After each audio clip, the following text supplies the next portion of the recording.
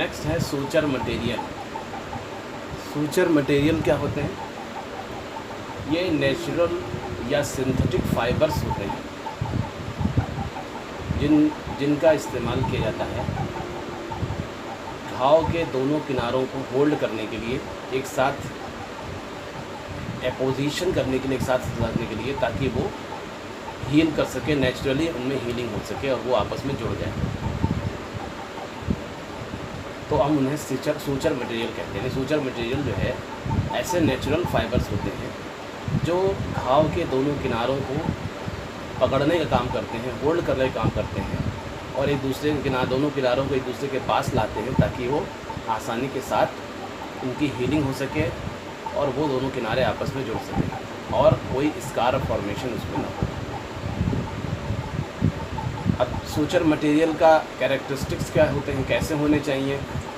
तो जो आसपास के जो टिश्यू हैं जिनमें ऐसा किया जा रहा है वो उसके लिए सूटेबल होना चाहिए, प्रिडिक्टेबल बिहेवियर होना चाहिए टिश्यू के साथ, आसानी के साथ उसमें जो है वो जो है टिश्यू के अंदर इंटर कर जाए विदाउट इंजरी, मच इंजरी। और उनके अंदर टेंसाइल जो है स्ट्रेंथ होना चाहिए, यानी खिंचाव अच्छा खासा होना चाहिए, आसानी से खींच सके, यानी खींचने पर टूटे ना। फिर उसके बाद इजी टू होल्ड, आसानी से पकड़ में आ जाने चाहिए और उनकी जो गांठ लगे वो आसानी से सिक्योर, यानी आसानी गांठ जो है वो मजबूत होनी चाहिए। ऐसा नहीं गांठ हम बांधे खुल जाए, तो गांठ मजबूत होनी चाहिए और वो स्टेराइल होने चाहिए, यानी कोई इसमें इन्फेक्शन नहीं होना चाहिए।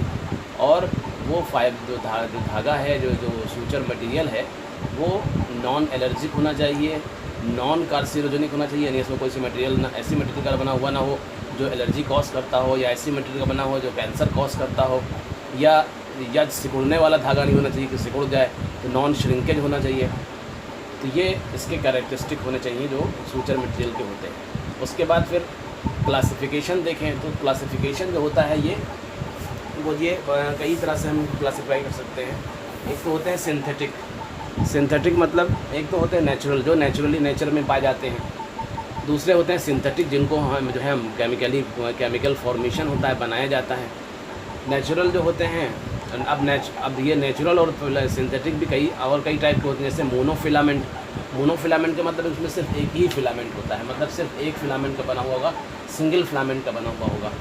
और दूसरे मल्टी फिलामेंट मतलब ये होता है कि उसमें कई फिलामेंट से बना हुआ होगा, मतलब ये इस तरह का फिलामेंट होगा, उसमें और भी फिलामेंट होंगे इस तरह से, और फिलामेंट हो गए, तो इस तरह से फिलामेंट का मल्टी फिलामेंट होगा, एक फिलामेंट का बना हुआ, मल्टी फिलामेंट का बना हुआ। तो ये जो है सूचर मटेरियल होता है, जो मोनोफिलामेंट और मल्टी फिलामेंट होता है। दूसरे absorbable and non absorbable. Absorbable जो है मटेरियल, सूचर मटेरियल वो मटेरियल होता है जो एंजाइम या हाइड्रोलिसिस के थ्रू जो है गल जाता है, यानी कि जिसको जो है जिस सूचर को रिमूव करना नहीं पड़ता है, जिस धागे को हटाना नहीं पड़ता है, तो वो जो है एब्जॉर्बेबल जो है सूचर मटेरियल होते हैं। उसमें कौन कौन से, उसमें कैटगट आता है, कैटगट होता है, कैटगट कहते हैं उसको, कैटगट। बीफ टेंडन है, कोलेजन फाइबर्स होते हैं। इसके अलावा हमारे जो है फेशिया लाटा, एक जो है फेशिया होती है, जो है थिक फेशिया होती है जो लेग में पाई जाती है, वहाँ से निकालते हैं। तो ये सब स्ट्रक्चर्स होते हैं जो एब्जॉर्बेबल फाइबर्स का फॉर्मेशन करते हैं और जो है सूचर मटेरियल का फॉर्मेशन करते हैं। उसके बाद नॉन एब्जॉर्बेबल जो है होते हैं वो सिल्क होता है, लाइनन होता है, कॉटन होता है। इसके जो है धागे इस्तेमाल किए जाते हैं, यानी फाइबर इस्तेमाल किए जाते हैं धागे। तो ये जो है ये सिल्क है, लाइनन, कॉटन के बने हुए जो है फाइबर्स होते हैं। उसके बाद हम बात करते हैं सिंथेटिक जो होते हैं वो केमिकली उनका फॉर्मेशन होता है। सिंथेटिक जो होती हैं वो जो है केमिकल फॉर्मेशन होता है। उसमें बहुत सारी चीज़ें हैं, जैसे ग्लाइकोलिक एसिड है, पॉली जो है गैलेक्टिन है, पॉलीगैलेक्टिक एसिड है। इसमें हम बहुत सारे चीज़ें हैं, जैसे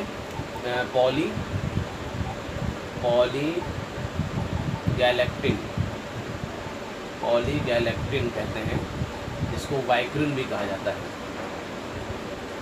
ये है। फिर पॉली डाई ऑक्सानोन,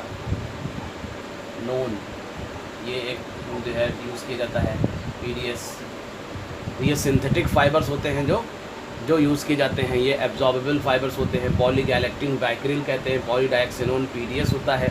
ये सब इस्तेमाल किए जाते हैं जो है एब्जॉर्बेबल फाइबर्स होते हैं। पॉलीजेलेक्टिन है, पॉलीडायक्सिनोन है, एंड इसके अलावा और भी कुछ फाइबर्स होते हैं जैसे कि पॉलीग्लाइकोलिक एसिड है, ये इस्तेमाल किए जाते हैं। उसके बाद नॉन एब्जॉर्बेबल होते हैं, नॉन एब्जॉर्बेबल सिंथेटिक होते हैं, उनमें है पॉलीप्रोपिलीन जिसको प्रोलीन कहा जाता है, पॉलीप्रोपिलीन होता है, पॉलीप्रोपिलीन जिसको प्रोलीन कहा जाता है, पॉलीएथिलीन होता है। ये सब नॉन सिंथेटिक नॉन जो है एब्जॉर्बेबल सिंथेटिक फाइबर्स होते हैं। तो ये जो है फाइबर्स के बारे में हुआ, यानी सिंथेटिक फाइबर्स हुए कि जिनका हम यूज़ करते हैं जो है सूचरिंग में हम जिनको यूज़ करते हैं। तो ये मटेरियल हुए सूचर मटेरियल। अब हम देखते हैं selection of suture material. Selection of suture material, suture material का हम सिलेक्शन कैसे करते हैं? तो पहली चीज़ तो इसमें जो सूचर मटेरियल है ये टाइप्स ऑफ टिश्यू यानी जहाँ पर हमें इस्तेमाल करना है वहाँ पर उसकी जो टिश्यू हैं वो किस टाइप के हैं, सॉफ्ट हैं, हार्ड हैं, कोलेजन है, कार्टिलेज है, बोन है, क्या है, उसके अकॉर्डिंग हम सेलेक्ट करते हैं कैसा है। फिर उसके बाद टेंसाइल स्ट्रेंथ कितनी है, खिंचाव कितना हो सकता है, टेंसाइल स्ट्रेंथ हम को ध्यान में रखकर हम उसका सिलेक्शन करते हैं। तीसरे सिक्योर नॉटिंग होनी चाहिए, यानी जो गांठ है वो बिल्कुल मजबूत होनी चाहिए, सिक्योर नॉटिंग, उसकी गांठ जो है वो मजबूत होनी चाहिए, तो सिक्योर नॉटिंग होनी चाहिए, गांठ मजबूत होनी चाहिए। इसके अलावा नॉन एलर्जिक हो, यानी कि नॉन एलर्जिक हो, कोई रिएक्शन उसका जो है आसपास के टिश्यू के साथ उसका कोई जो है वो एलर्जिक ना हो। और हमें ऐसे धागों का इस्तेमाल करना चाहिए जो स्टेराइल होने चाहिए। क्या हो? स्टेराइल हो, यानी कि लेस चांस ऑफ, यानी कि कोई जो है चांस ऑफ इन्फेक्शन उसमें ना हो। तो ऐसे हम इन सब चीज़ों का ध्यान रखते हुए हम जो है वो जो है सिलेक्शन करते हैं सूचर मटेरियल का। तो इस तरह से सूचर मटेरियल के बारे में हमें ये सारी चीज़ें ध्यान में रखना चाहिए जिसके ज़रिए हम सूचरिंग करते हैं, सूचर मटेरियल हम इस तरह से यूज़ कर सकते हैं। तो ये हो गया सूचर मटेरियल के बारे में।